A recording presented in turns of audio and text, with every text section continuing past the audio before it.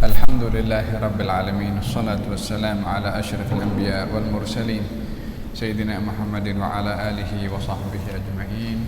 Amma ba'du. Assalamualaikum warahmatullahi wabarakatuh. Pertama-tamanya mohon maaf atas kelewatan kedatangan ke masjid karena perjalanan yang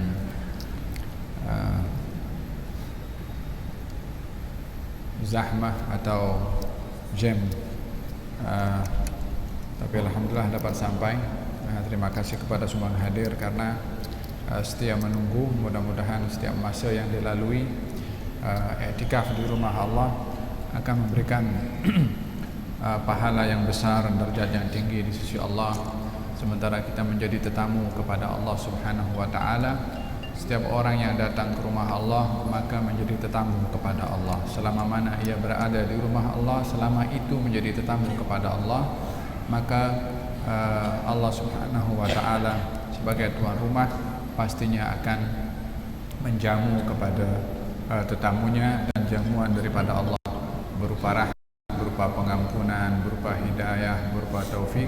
Mudah-mudahan Allah Subhanahu wa taala memberikan kepada kita dan menjadikan kita sebagai tetamu Allah Subhanahu wa taala yang istimewa. Amin, Allahumma amin. Yang menyampaikan tazkirah sebentar tadi mengisi kekosongan masa, mudah-mudahan ada manfaatnya untuk kita semua insyaallah. Hadirin hadirat yang dirahmati oleh Allah Subhanahu wa taala, dalam pembahasan yang lalu saya memperbahaskan tentang perjalanan hidup Rasulullah sallallahu alaihi wasallam di masa beliau masih remaja, dan saya bahaskan bahwasanya baginda Rasulullah di masa kecilnya pun juga sudah giat untuk bekerja dan rajin untuk mencari nafkah untuk diri sendiri dan membantu ahli keluarganya, yakni bapa saudara yaitu Abu Talib yang hidup dalam keadaan susah. Maka baginda Rasulullah sallallahu alaihi wasallam bekerja untuk tidak memberatkan orang lain dan dapat memenuhi keperluan dirinya sendiri, di samping membantu kepada Abu Talib yang ramai anak yang kedudukan atau keadaan ekonomi Abu Talib adalah tergolong daripada golongan orang-orang yang susah. Dan ini memberi kita kalau contoh bagi kita, tauladan kita, yaitu Rasulullah adalah orang yang rajin bekerja. Dan di dalam Islam baginda Rasulullah sallallahu alaihi wasallam bersabda, sebaik-baik rezeki yang didapat oleh seseorang adalah rezeki yang didapat melalui hasil kerjanya sendiri.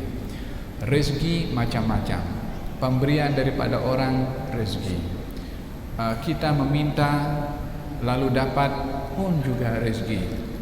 Jumpa barang yang kalau dipenuhi syaratnya untuk kita miliki pun juga rezeki.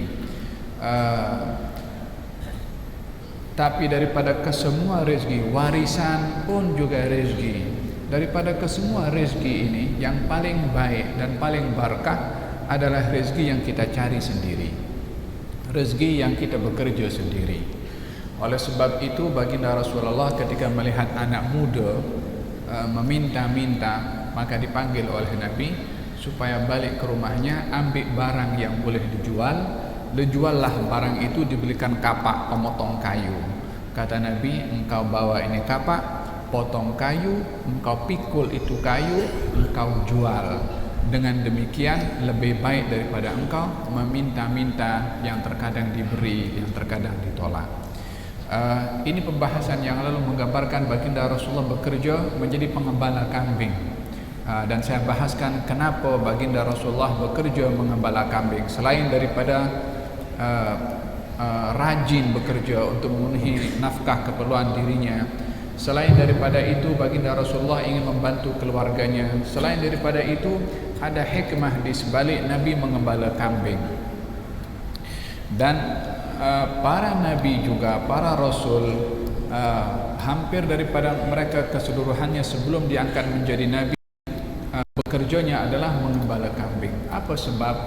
Para nabi termasuk Nabi Muhammad bekerja mengembala kambing. Kenapa bukan lembu? Kenapa bukan onta? Disebabkan oleh karena yang paling susah untuk digembalakan daripada 3 binatang ternak ini adalah kambing. Lembu dia ikut saja, dia tak melawan. Onta pun juga begitu. Kambing nakal sikit. Diajak ke sini dia pergi ke sana, ya kan? Dilatih sabar oleh Allah Subhanahu wa taala dengan mengembala kambing.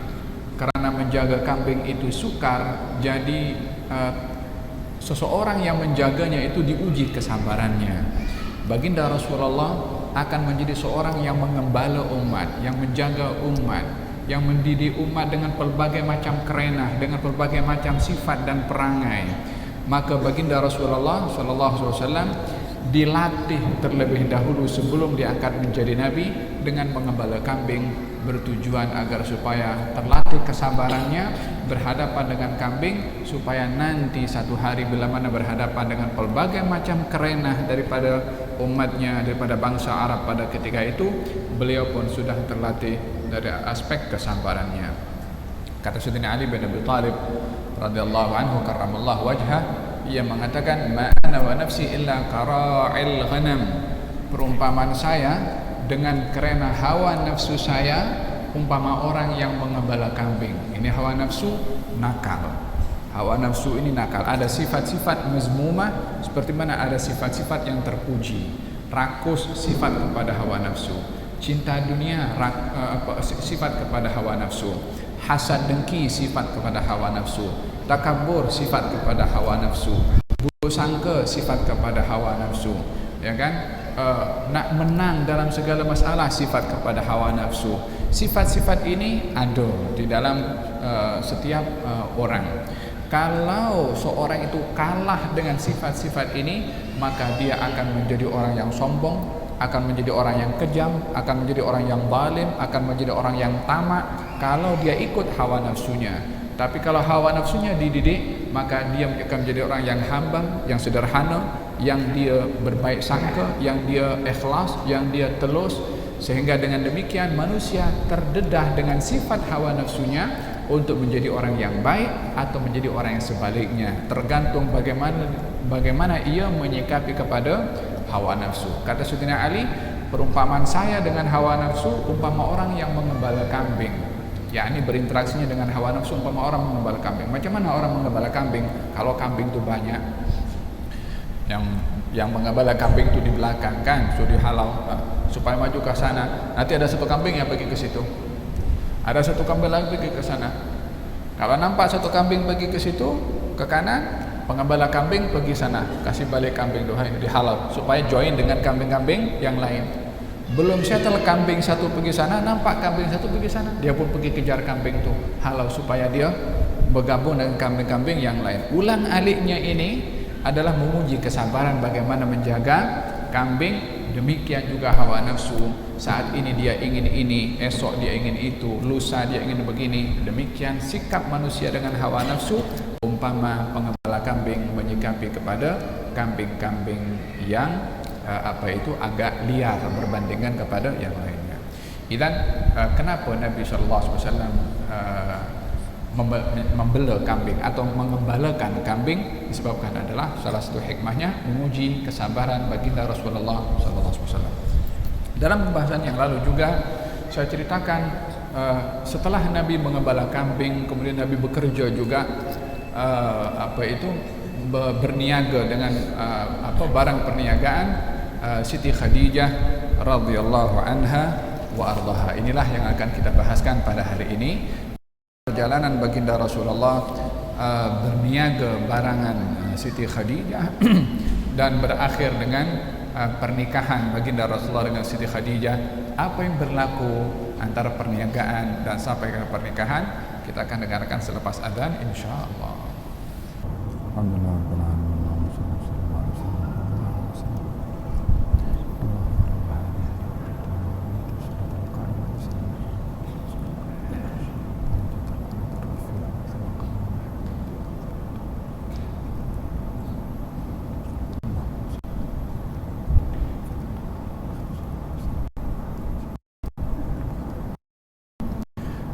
Syekh Muhammad Sa'id Ramadan Al-Buti rahimahullah mengatakan Khadijatu kama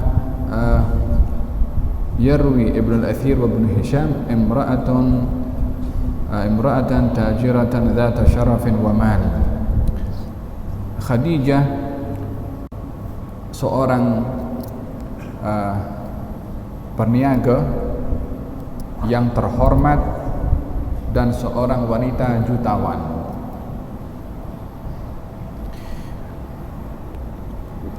Disebutkan tentang Siti Khadijah ini seorang peniaga adalah warisan daripada keluarga Siti Khadijah yang pandai dalam berniaga.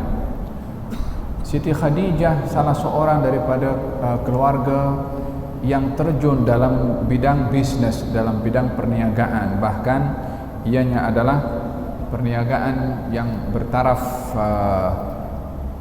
internasional lah, bukan hanya berniaga di kota Mekah sahaja, tetapi berniaga di luar kota Mekah. Dengan demikian, di zaman yang pada ketika itu mempunyai persepsi negatif terhadap kaum wanita, di mana mereka beranggapan bahwasanya wanita ini adalah makhluk yang mengaibkan keluarga, makhluk yang membebankan kepada kaum lelaki, sehingga dengan persepsi dan ideologi yang batil ini, tindakan sebahagian orang yang berpegang kepada ideologi ini, tidak sedikit daripada mereka yang membunuh bayi perempuan saat diketahui dan dikenal pasti yang lahir itu adalah jantinanya perempuan. Yang demikian diceritakan oleh Allah Subhanahu wa taala di dalam Al-Qur'anul Karim, wa idza busyira ahaduhum bil untha dhalla wajhuhu muswaddan wa huwa kadhim. Ketika salah seorang daripada mereka mendapatkan kabar kalau bayi yang dilahirkan di tengah-tengah mereka itu adalah perempuan, maka dinampak wajah mereka menahan marah. Yakni nampak pada wajahnya kesan menahan marah. Mereka berfikir dua perkara. Yang pertama, membiarkan bayi itu hidup dengan menanggung malu, sebab mereka meyakini kalau bayi perempuan itu adalah mengaibkan kepada keluarga. Atau yang kedua, mereka akan membunuh kepada bayi perempuan yang dilahirkan untuk mengelak daripada menanggung malu. Jadi mereka punya ideologi waktu itu kalau lahir bayi perempuan, emang menanggung malu dengan dibesarkan, atau melepaskan daripada menanggung malu dengan membunuh kepada bayi tersebut. Oleh sebab itu dalam Al-Qur'anul Karim Allah Subhanahu wa taala berfirman, wa idzal mau'udatu su'ilat bi ayyi dzambin qutilat. Dan ketika bayi-bayi perempuan itu ditanya oleh Allah, atas dosa apa kamu dikuburkan, yakni dibunuh hidup-hidup. Ianya memberikan gambaran satu budaya yang songsang, ideologi yang batil yang ada pada ketika itu. Tetapi bagi Siti Khadijah sebagai seorang perempuan, tiada sesiapa yang boleh bercakap untuk merendahkan kedudukan perempuan bila mana berhadapan dengan Siti Khadijah. Disebabkan oleh karena dari aspek yang dikatakan kalau perempuan itu membawa beban kepada laki-laki, justru Siti Khadijah seorang perempuan jutawan. Macam mana akan jadi beban sementara dia punya duit banyak? Orang laki-laki, orang Arab tak boleh bercakap ketika berhadapan dengan Siti Khadijah.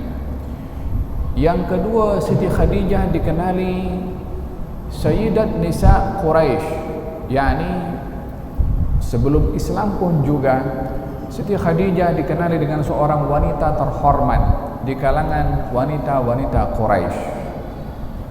Disebabkan oleh karena kehidupannya tidak mudah bercampur gaul dengan mana-mana laki-laki ataupun adanya mudah kontak dan berhubungan bertemu dengan mana-mana laki-laki.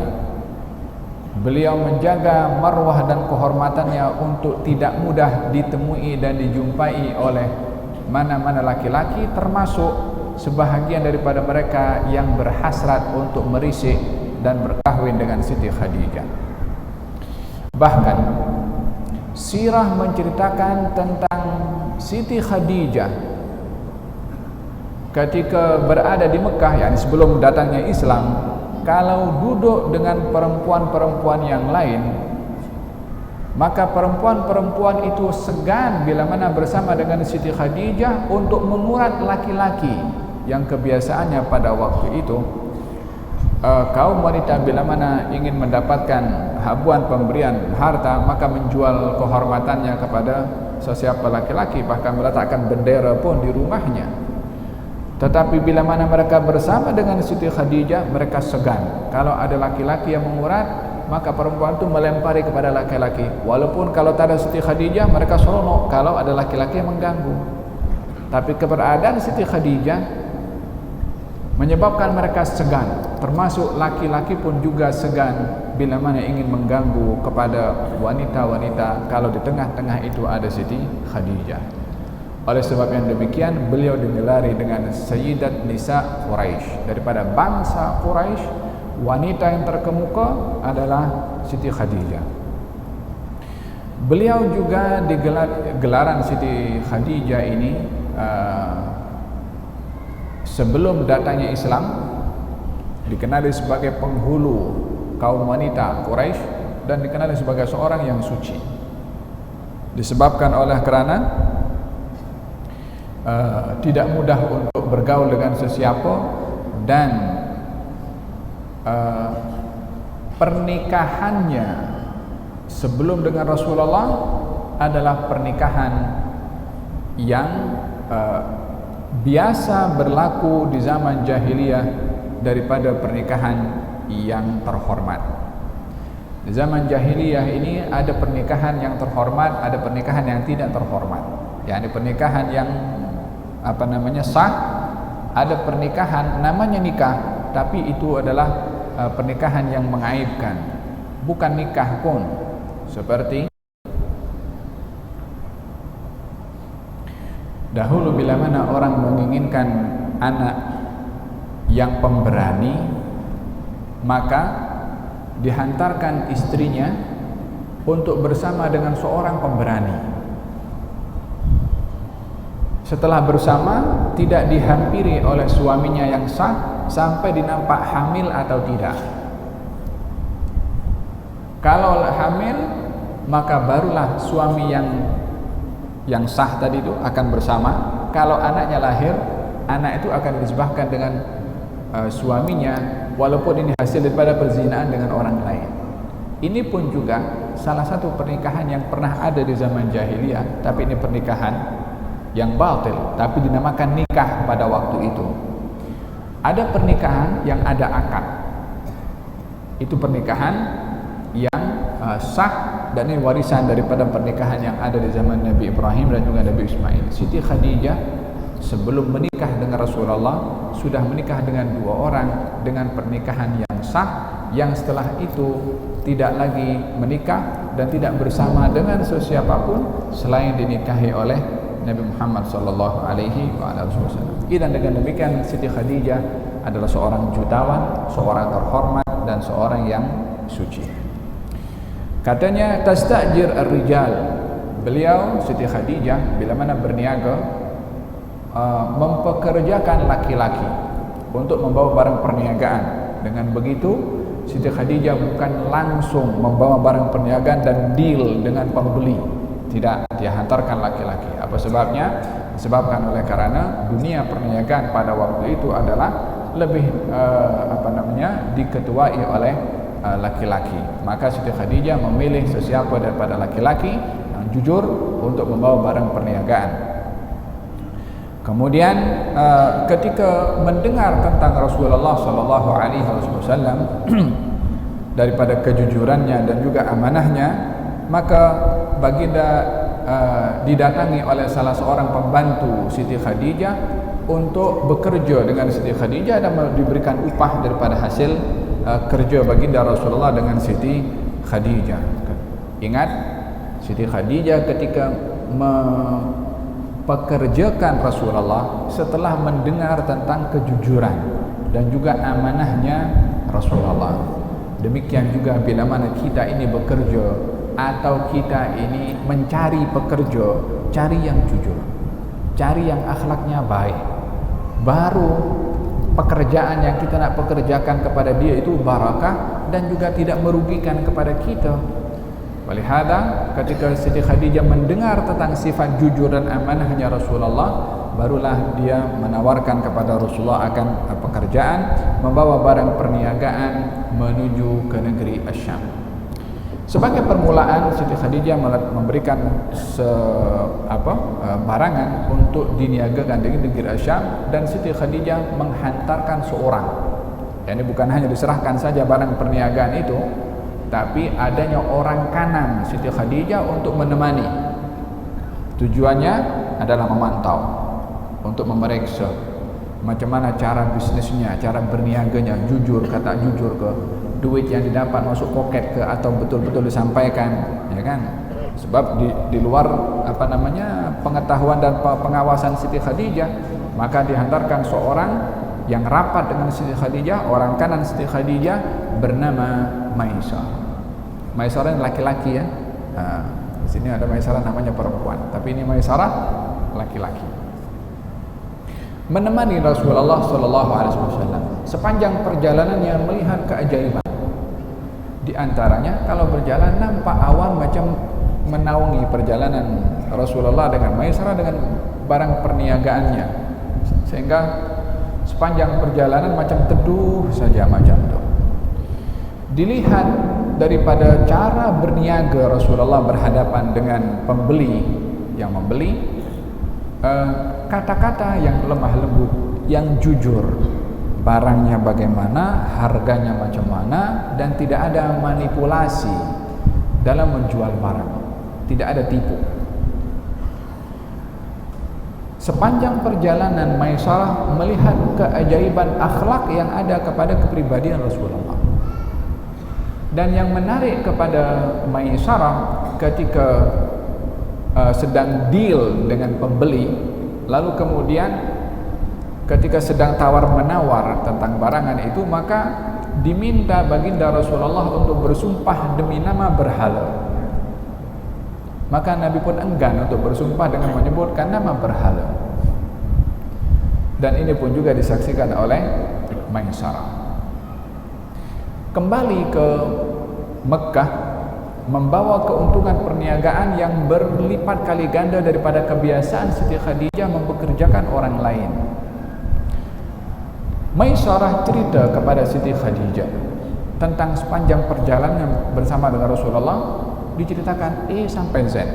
Maka terdetiklah kecenderungan Siti Khadijah kepada baginda Rasulullah sallallahu alaihi wasallam. Tetapi sebelumnya Siti Khadijah karena melihat keajaiban-keajaiban tadi yang diceritakan oleh Maisarah, dia jumpa dengan sepupunya Waraqah ibn Naufal. Waraqah ibn Naufal sepupu dengan Siti Khadijah. Khadijah binti Khuwailid, Waraqah ibn Naufal. Naufal dengan Khuwailid adik-beradik. Waraqah ibn Naufal ini seorang Arab yang beragama Kristen. Di Mekah pada waktu itu tak ada orang beragama Kristen. Hampir keseluruhannya imam menyembah kepada berhala atau yang ikut agama Nabi Ibrahim dan Nabi Ismail yang sudah banyak berubah. Tapi Kristen di Mekah mungkin hanya Waraqah ibn Naufal 1-2 orang sahaja.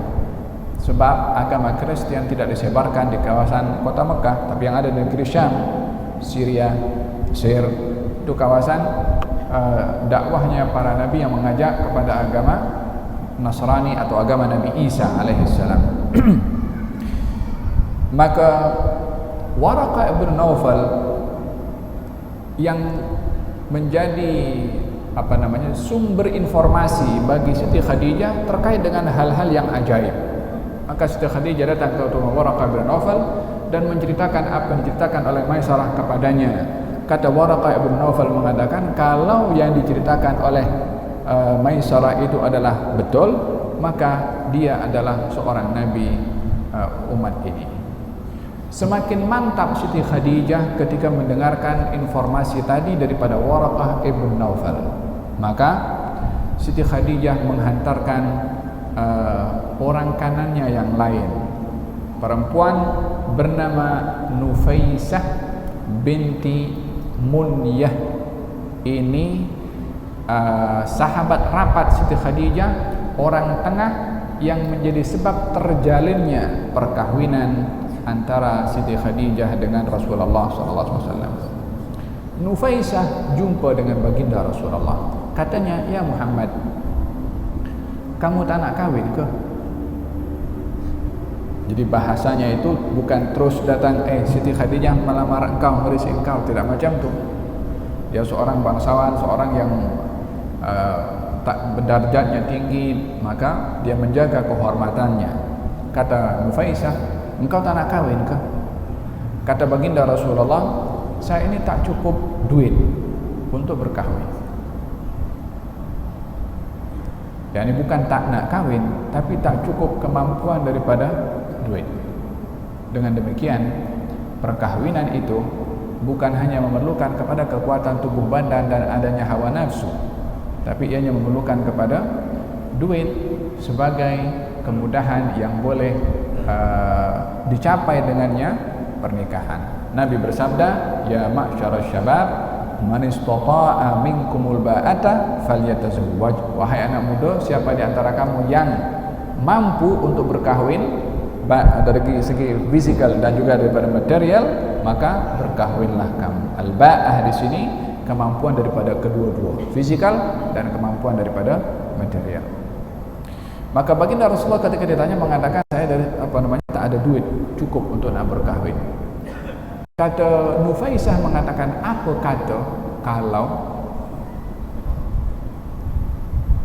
bahagian yang kamu tak mampu tu, bahagian duit sudah dicukupkan, yakni tak perlu duit. Ya, orang kahwin tak perlu duit, ada orang lain handle.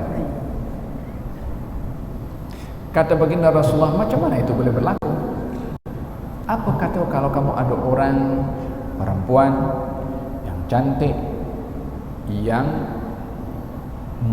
terhormat dan juga berharta? Kata baginda Rasulullah mengatakan, kalau itu yang akan aku dapat, dicukupkan daripada apa yang aku perlukan, saya setuju. Kata Nufaisah mengatakan, kalau begitu masalah saya tahu. Disampaikan kepada Siti Khadijah. Kata Siti Khadijah, oke. Padahal memang rancangan awalnya daripada siapa? Daripada Siti Khadijah. Tapi menggunakan Nufaisah, seakan-akan Rasulullah, yakni supaya datangnya merisik ini tidak dilihat Siti Khadijah merisik langsung Rasulullah, tapi Rasulullah merisik kepada Siti Khadijah, walaupun lakonannya ini ataupun caranya yang memulakan siapa? Siti Khadijah.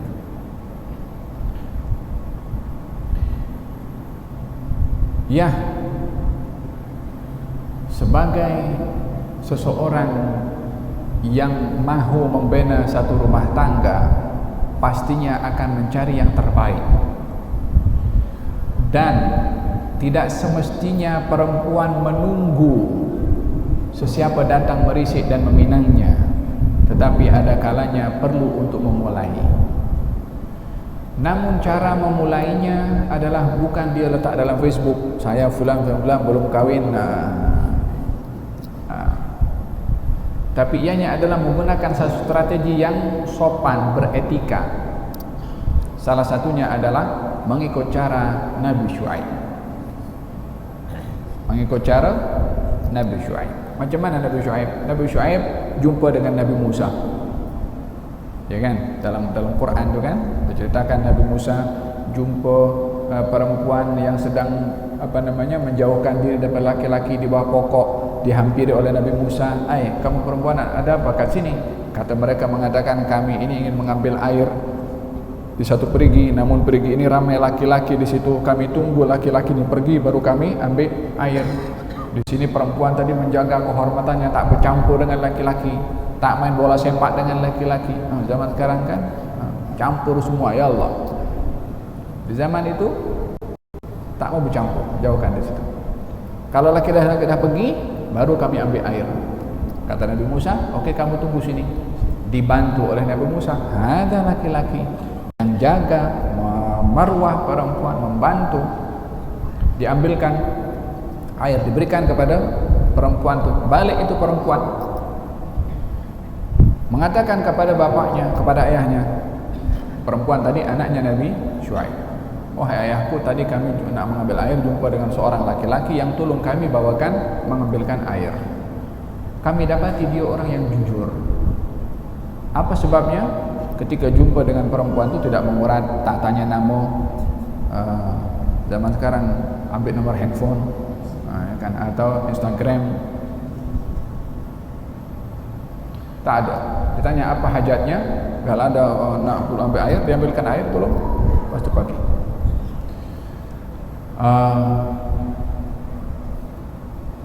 Kata anak Nabi Syuaib mengatakan kepada ayahnya, wahai ayahku, baik engkau ambil orang itu dan bekerja dengan engkau. Apa sebabnya? Jujur tadi, amanah tadi. Maka dipanggil. Dalam Al-Quran Al-Karim apa katanya?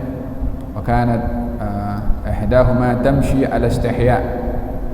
Salah seorang daripada putri Nabi Syuaib menghampiri Nabi Musa berjalan dalam keadaan tersipu malu. Allah pun menggambarkan jalannya putri Nabi Syuaib malu. Dan itu yang identik dengan seorang perempuan, tak boleh lepas daripada malu. Untuk apa agaknya Allah menggambarkan cara jalannya putri Nabi Syuaib? Salah seorang daripada putri Nabi Syuaib berjalan tersipu malu. Kenapa tak dikatakan jalan pergi jumpa dengan Nabi Musa? Halas. Tapi disebutkan tersipu malu. Ianya menggambarkan bagaimana selayaknya perempuan itu memiliki sifat malu, lebih-lebih lagi bila mana berhadapan dengan laki-laki. Zaman sekarang perempuan jumpa laki-laki nak ambil gambar selfie. Laki-laki dia pakai serban ke, tak pakai serban ke, tak peduli. Yang penting nampak, ambil gambar. Malu tak ada. Idza lam tastahi fasna' ma syi'ta, kata Nabi. Kalau orang dah tak punya sifat malu, buat apa saja kau suka. Dah tak ada nilainya orang itu kalau tak punya malu. Faham tak? Pakaian pun juga yang paling teruk pakaian perempuan. Sampai laki lagi lebih malu daripada perempuan. Yang sepatutnya sebaliknya. Falhasil, setelah Nabi Syuaib memanggil kepada Nabi Musa, maka setelah bekerja, kata Nabi Syuaib mengatakan, inni uridu an unkihaka ihdabnatayya hatain. Aku nak tawarkan kamu untuk menikahi salah seorang daripada putri aku. Yang mana engkau nak, kau boleh kahwin dengannya. Nabi Syuaib tidak mengatakan, aku tawarkan kepada kamu untuk menikah putriku yang ini. Tak. Tapi salah seorang daripada putriku. Apa sebabnya? Sebabnya dia menjalankan tugas sebagai seorang ayah untuk putrinya dinikahi oleh orang yang baik, tetapi diserahkan kepada lelaki untuk memilih yang mana satu daripada putrinya, karena lelaki juga punya selera untuk memilih yang mana satu daripada perempuan yang akan dinikahi. Dalam hal ini Nabi Musa menghargai Nabi Musa. Kau pilih yang mana satu. Akhirnya berkahwinlah Nabi Musa dengan putri Nabi Syuaib. Siapa yang menjadi pemula pernikahan? Bapaknya itu perempuan, yakni Nabi Syuaib. Dalam hal ini orang tua hendak bukanlah hal yang aib bila mana orang tua mencari menantu untuk anak perempuannya. Nabi Syuaib pun begitu. Siti Khadijah setelah mendapatkan khabar persetujuan daripada Rasulullah, maka Nufaisah tadi memaklumkan kepada Rasulullah, Khadijah adalah orang yang sesuai untuk engkau, maka Nabi pun bersetuju. Barulah Nabi SAW memaklumkan kepada Abu Talib. Abu Talib datang ke keluarga Siti Khadijah. Bapa saudara Siti Khadijah bernama Amr ibn Asad. Karena ayah Siti Khadijah Khuwailid sudah meninggal dunia, maka dirisik kepada kepada Amr ibn Asad, dan Abu Talib menyampaikan khutbah. Khutbah ini khutbah meminang. Kita dalam khutbah ini kan khutbah pernikahan, ini khutbah pernikahan, khutbah pernikahan, sebagaimana kita pun juga ada khutbah di sini ya. Kalau meminang ada berpantun di sini ya. Masing-masing ikut budaya bagaimana melaksanakan perjalanan pernikahan. Nah, alhasil masa itu pernikahan berlangsung antara baginda Rasulullah sallallahu alaihi wasallam dengan Siti Khadijah radhiyallahu anha. Usia Nabi pada waktu itu 25 tahun dan usia Siti Khadijah pada ketika itu adalah berusia 40 tahun. Bezanya Nabi dengan Siti Khadijah lebih kurang 15 tahun. Sampai usia Siti Khadijah lebih kurang 65 tahun. Siti Khadijah meninggal dunia 65 tahun. Dan Nabi waktu itu sudah hampir masuk usia yang ke-50. Masa itu Nabi tidak pernah menikah dengan sesiapapun. Selama bersama dengan Siti Khadijah tidak pernah menikah dengan sesiapapun. Hikmah yang ingin ditunjukkan oleh Allah melalui pernikahan Rasulullah dengan Siti Khadijah, dan selama itu lebih kurang 25 tahun menikah dengan Siti Khadijah, tidak menikah dengan sesiapapun. Hikmah yang ingin ditunjukkan oleh Allah daripada pernikahan ini untuk menjawab, untuk membungkam mulut orang-orang yang menuduh Nabi ini suka kepada perempuan.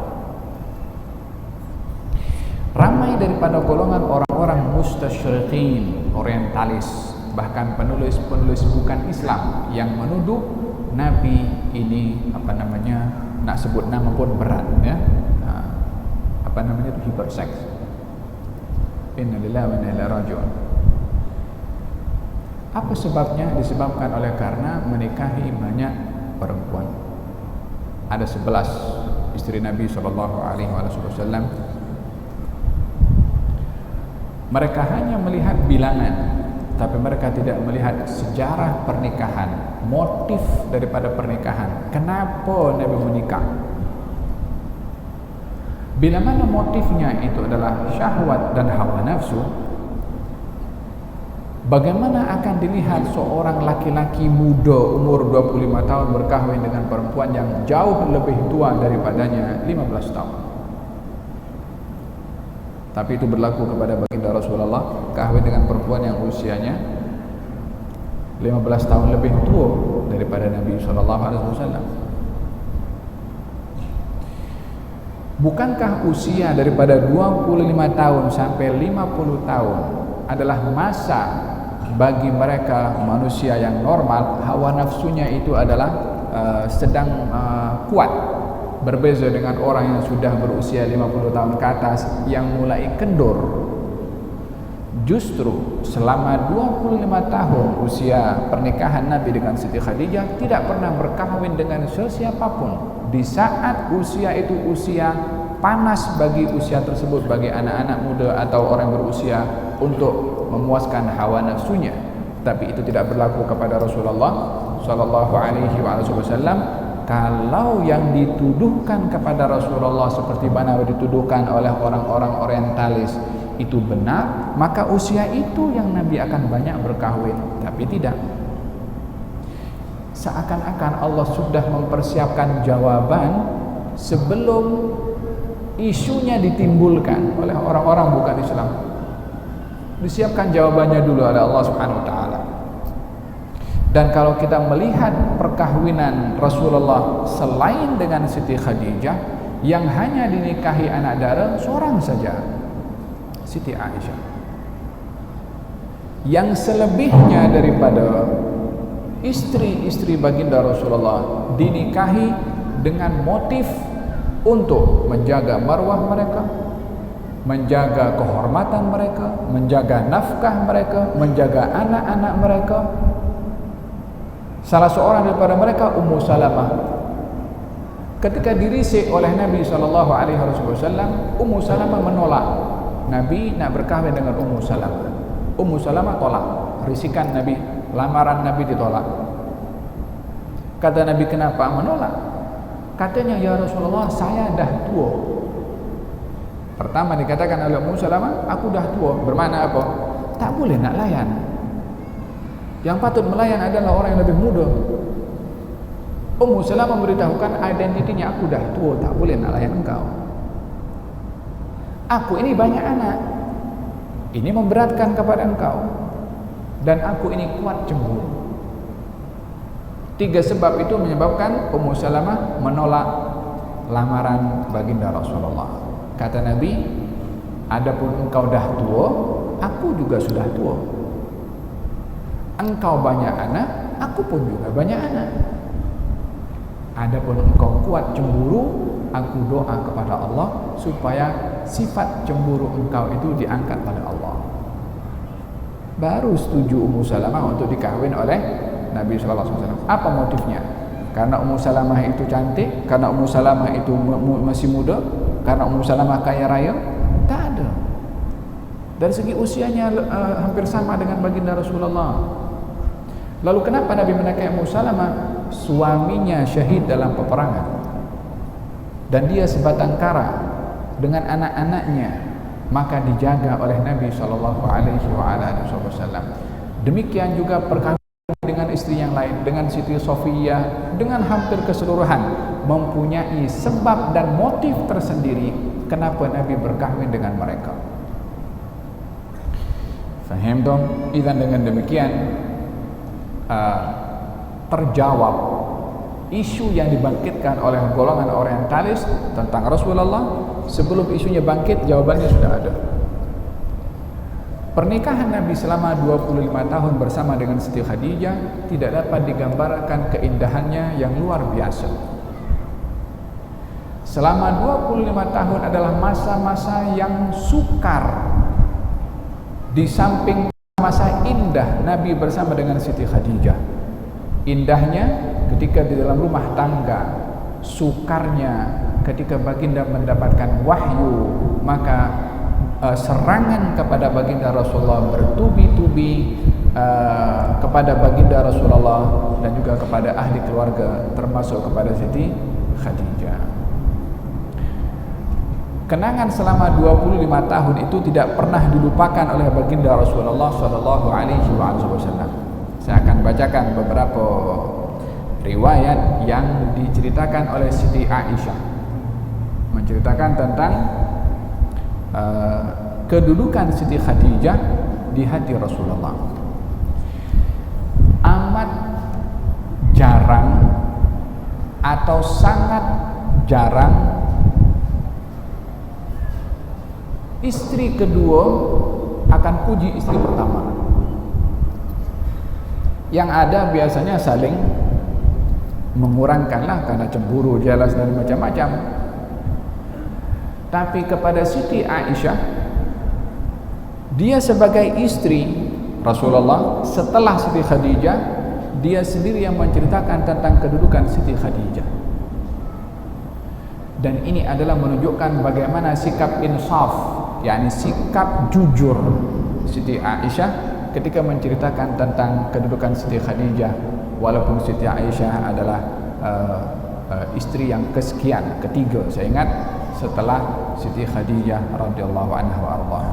Kata Siti Aisyah mengatakan, "Ma ghirtu ala nisa'in Nabi sallallahu alaihi wasallam illa ala Khadijah." Aku tak pernah cemburu, jealous kepada semua istri-istri Nabi Seperti mana kecemburuan aku kepada Siti Khadijah. Dia pun mengaku, aku jealous sangat dengan Siti Khadijah. Kenapa jealous dengan Siti Khadijah? Bukan dengan Hafsah, bukan dengan Maimunah, bukan dengan Sofiyah. Berbandingkan kepada istri-istri Nabi yang lain, orang yang amat dicintai oleh baginda Rasulullah yang pertama sekali adalah Siti Khadijah. Yang kedua adalah Siti Aisyah. Maka Siti Aisyah termasuk nombor 1 selain Khadijah, dan ia menjadi nombor 2 setelah Siti Khadijah. Oleh sebab itu dia cemburu kepada Siti Khadijah. Tapi kecemburuannya itu dia sendiri yang cerita. Katanya, aku tak pernah jealous kepada sesiapapun kecuali seperti cemburunya aku dengan Siti Khadijah. Apa sebabnya? Wa inni lam udrikuha, walaupun saya ini tak jumpa dengan Siti Khadijah. Yani masa itu Siti Aisyah masih Siti Khadijah meninggal dunia pada tahun ke-10 daripada kenabian Nabi Muhammad SAW. Siti Aisyah waktu masih kecil lagi, tak jumpa dengan Siti Khadijah. Katanya, karena Rasulullah SAW, baginda Rasulullah terkadang dzabah syah, sembelih kambing, lalu menghantarkan daging-daging kambing itu kepada sahabat-sahabat Siti Khadijah, mengingati kenangan manis bersama dengan Siti Khadijah, diingati melalui kawan-kawan Siti Khadijah, yakni karena senangnya, cintanya dengan Siti Khadijah, diingati orang-orang yang menjadi teman kepada Siti Khadijah, diberi hadiah oleh Nabi SAW. Fa'aghdabtuhu yawman, satu hari itu aku nampak dia potong kambing dan bagi-bagi kepada sahabat-sahabat Siti Khadijah. Aku pun jealous, cemburu, aku bikin dia marah, yani bikin Nabi marah.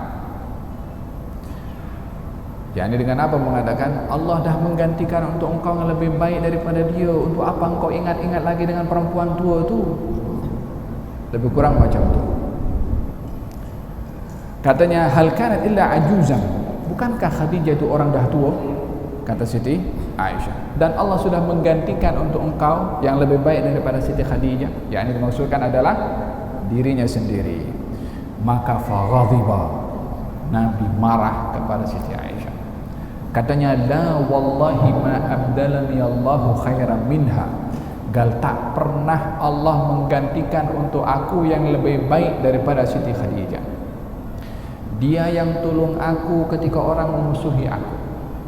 Dia yang mempelawa aku ketika orang menghalau aku. Dia dipuji oleh Nabi SAW di hadapan Siti Aisyah. Kata Siti Aisyah, mula daripada itu aku tak bikin lagi dia marah tentang Siti Khadijah.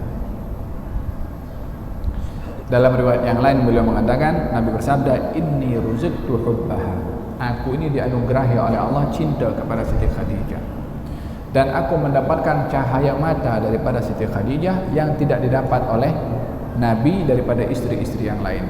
Nabi ada anak hanya daripada Siti Khadijah sahaja. Selainnya anak daripada hamba sahaya Maria Al-Qibtiyah, yaitu bernama Ibrahim, dan hampir keseluruhan anak Nabi meninggal dunia sebelum wafatnya Rasulullah, kecuali Siti Fatimah yang meninggal 6 bulan setelah wafatnya Rasulullah SAW. Anak Nabi 3 laki-laki, 4 perempuan. Laki-laki Qasim dan Abdullah, dua-dua daripada Siti Khadijah. Ibrahim daripada Maria Al-Qibtiyah. Anak perempuannya semuanya daripada Siti Khadijah, Zainab, Ummu Kalthum, Ruqayyah, dan juga Fatimah.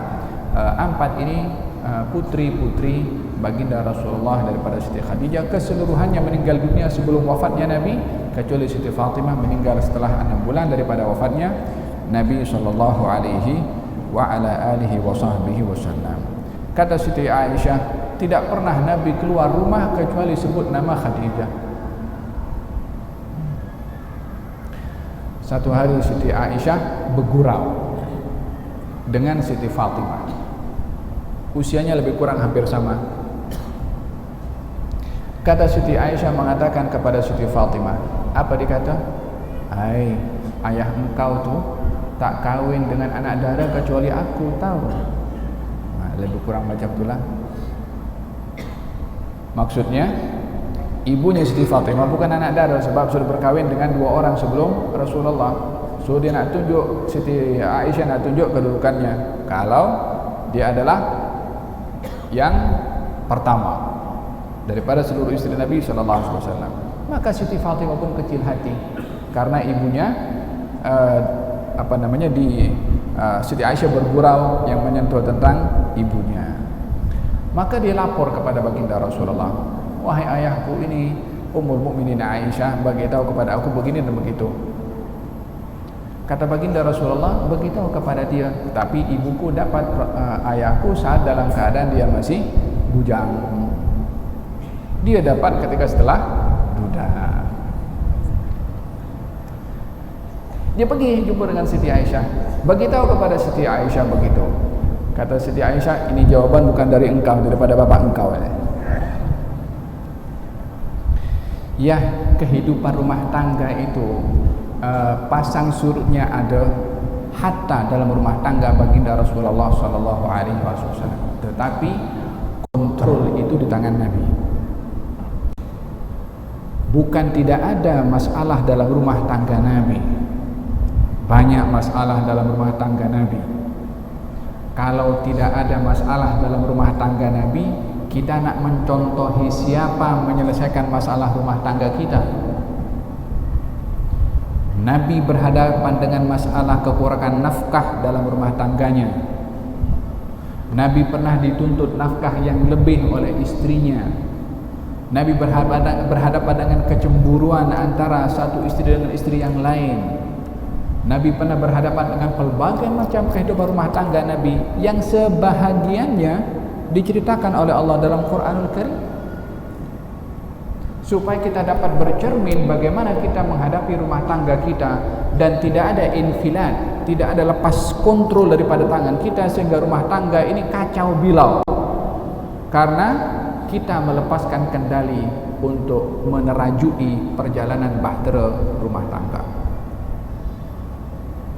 Kalau baginda Rasulullah SAW menceritakan Allah dalam Al-Quranul Karim, ya ayuhan nabi qul li azwajika in kuntunna turidna al-hayata ad-dunya wa zinataha fata'alaina umatti'kunna wa usarrihkunna sarahan jamila wa in kuntunna turidna Allah wa rasulahu wad daral akhirah fa inna Allah a'adda lil muhsinati minkunna ajran 'azima. Wahai istri Nabi, Nabi disuruh oleh Allah beritahu kepada istri-istrinya, wahai istri-istri Nabi, kalau kamu mahukan harta dan perhiasannya, mari kemari, aku berikan kepada kamu harta karena itu yang kamu nak. Setelah itu aku ceraikan kamu. Ya, ini Nabi ceraikan karena yang dia nak harta. Tapi kalau istri-istri Nabi mahukan Allah dan Rasulnya, mahukan Allah dan Nabi, maka sesungguhnya Allah menyediakan untuk mereka ganjaran yang besar. Pilihan. Ayat ini turun ketika Nabi didatangi oleh beberapa istrinya menuntut nafkah yang lebih, sehingga Nabi nampak susah hati karena tidak dapat memberikan segala apa yang diperlukan. Dan kita tahu Nabi SAW kehidupannya adalah susah. Bahkan kalau makan satu hari itu tak pernah kenyang pun. Siti Aisyah pernah menceritakan rumah tangga Nabi terkadang selama 3 kali muncul anak bulan tak ada api yang menyala di rumahnya, hanya makan korma dan air setiap hari. Ini bukan satu cabaran yang biasa bagi Nabi dan juga bagi istri Nabi SAW. Ini juga menunjukkan bagaimana kedudukan istri Nabi yang sabar bersama dengan baginda Rasulullah dalam kehidupan yang sedemikian. Maka ketika mereka menuntut lebih nafkah daripada Nabi, maka Nabi mendapat wahyu daripada Allah SWT ayat tadi. Satu hari itu ketika mereka tuntut nafkah lebih, maka Nabi nampak murung di rumahnya. Didatangi oleh Sayyidina Abu Bakar As-Siddiq. Masuk ke rumah, nampak Nabi macam murung, yakni nampak Nabi susah daripada mukanya itu nampak. Maka Sayyidina Abu Bakar pun duduk segan nak bercakap dengan Nabi, sebab nampak Nabi sedang moodnya itu dalam keadaan susah. Tak lama Sayyidina Umar datang. pun duduk bersama dengan baginda Rasulullah Sayyidina Abu Bakar. Nampak Sayyidina Umar, nampak Nabi dengan Sayyidina Abu Bakar duduk diam saja. Maka Sayyidina Umar pun juga, apa pasal mereka duduk diam-diam saja tak bercakap? Katanya, aku nak buat joke dengan Nabi supaya Nabi ketawa, nak menghibur. Dan sahabat yang paling rapat dengan baginda Rasulullah adalah Sayyidina Abu Bakar, Sayyidina Umar, yang usianya waktu itu adalah tak beza jauh dengan Nabi. Kata Sayyidina Umar mengatakan, nak buat Nabi gelak ketawa. Katanya, ya Rasulullah, di rumah tadi istri saya menuntut nafkah lebih daripada saya, maka saya nak tekik kepada dia. Nabi ketawa. Sayyidina Umar seronok, Sayyidina Abu Bakar pun seronok, namun motif ketawanya berbeza. Sayyidina Umar menyangka Nabi ketawa sebab cerita, sementara Nabi ketawa disebabkan oleh karena Nabi menghadapi masalah yang sama. Yang lebih lagi mentertawakan adalah orang yang menuntut nafkah lebih daripada Nabi, daripada istri-istri Nabi, bapaknya ada di hadapan Nabi. Siti Aisyah dan Siti Hafsah. Siti Aisyah putri kepada Sayyidina Abu Bakar, Siti Hafsah putri kepada Sayyidina Umar. Dua-dua sedang berada di hadapan Nabi. Mereka tak tahu apa cerita. Kata Nabi, dua orang di belakang aku pun juga menuntut hal yang sama seperti engkau punya istri. Maka keduanya pun bangkit ingin mencekik anaknya masing-masing, disebabkan menuntut nafkah lebih daripada Rasulullah, namun dihalang oleh Nabi SAW. Turun firman Allah Subhanahu Wa Taala, ayat yang saya bacakan tadi dalam surat Al-Ahzab. Nabi pernah ada masalah dengan istrinya, dengan Siti Aisyah. Kehidupan yang banyak memberikan pelajaran kepada kita dalam kehidupan rumah tangga Rasulullah, Nabi dengan Siti Aisyah dan Nabi dengan Siti Khadijah. Ini yang paling banyak memberikan pelajaran kepada kita. Namun cara menanggulangi permasalahan dalam kehidupan rumah tangga didapat pada kehidupan Nabi dengan Siti Aisyah. Dengan Siti Khadijah lebih kepada keharmonian, lebih kepada keselesaan, kenyamanan, dan juga lebih berhadapan dengan cabaran di luar, orang-orang yang mengganggu kepada Nabi SAW. Ketika satu hari Nabi berada dengan masalah dengan Siti Aisyah, kata baginda Rasulullah, masalah ini tak boleh settle kalau kita saling berbalah, baik kita panggil orang tengah. Dan masalah itu rumah tangga, kalau ianya antara suami dengan istri, usahakan diselesaikan antara mereka. Jangan cerita dekat Facebook, jangan cerita dengan rakan yang tidak amanah, yang boleh memberikan input kepada kita, masukan kepada kita yang lebih memudaratkan. Lawan saja. Dah kalimat macam tu berbahaya itu.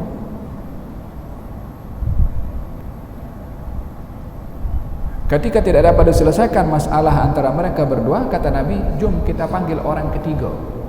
Kalau tak dapat diselesaikan, panggil orang ketiga. Orang ketiga ni orang yang bijaksana. Kata baginda Rasulullah, engkau pilih siapa orang ketiga yang boleh settlekan masalah kita. Kata Siti Aisyah, aku punya bapak. Kata Nabi, oke, setuju. Panggil Sayyidina Abu Bakar.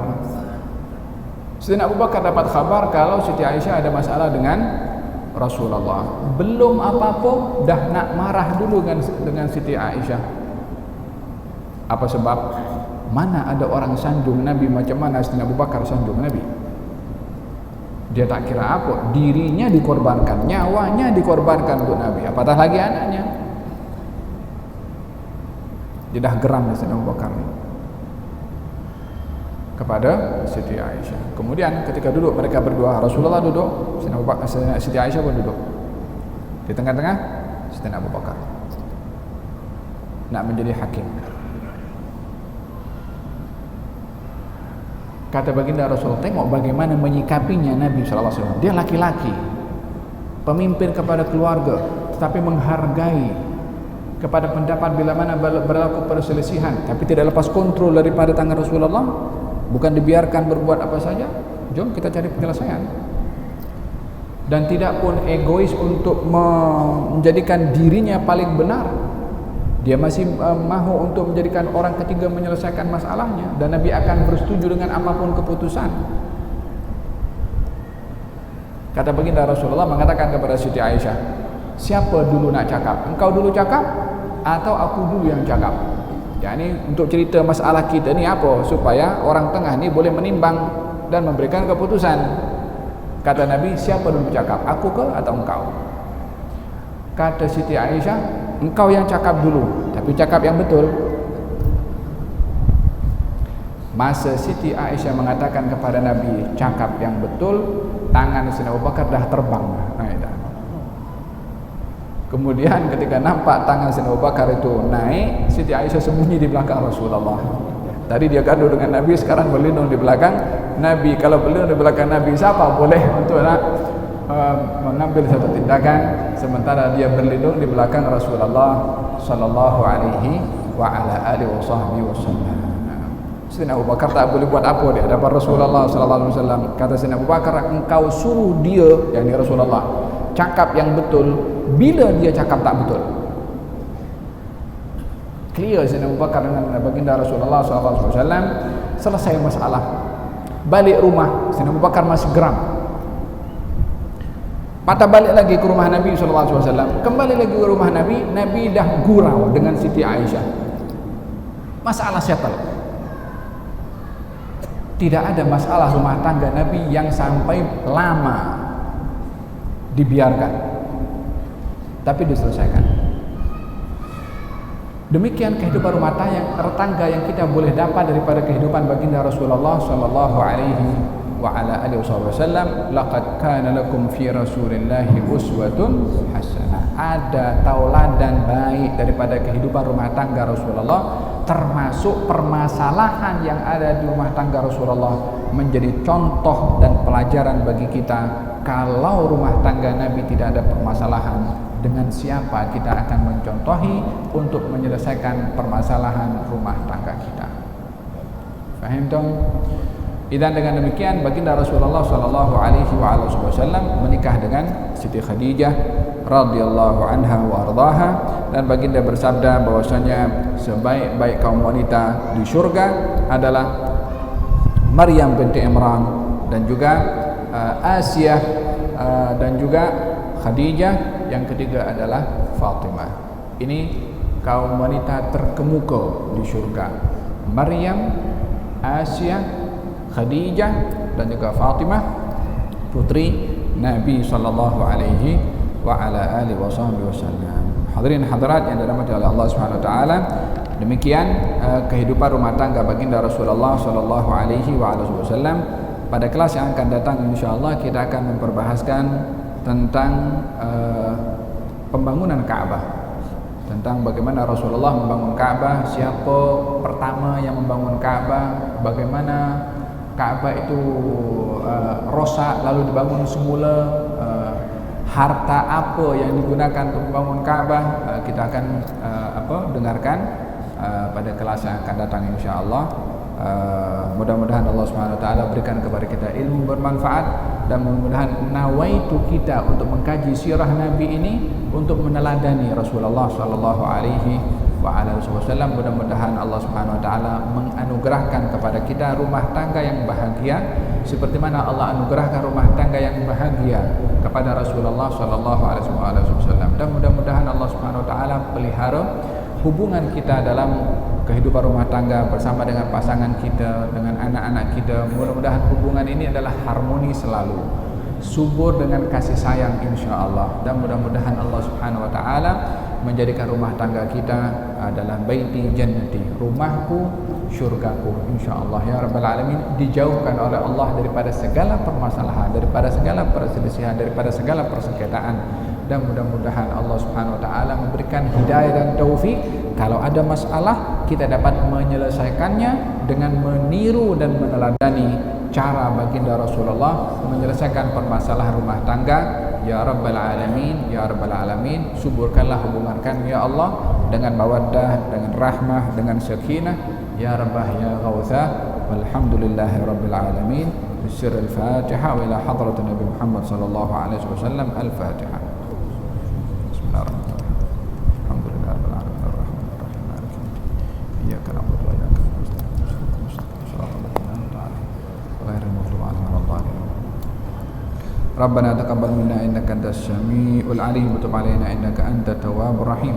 Da'wahum fiha subhanakallahumma wa tahiyyatuhum fiha salam. Wa akhiru da'wahum alhamdulillahi rabbil alamin. Taqabbalallahu minna.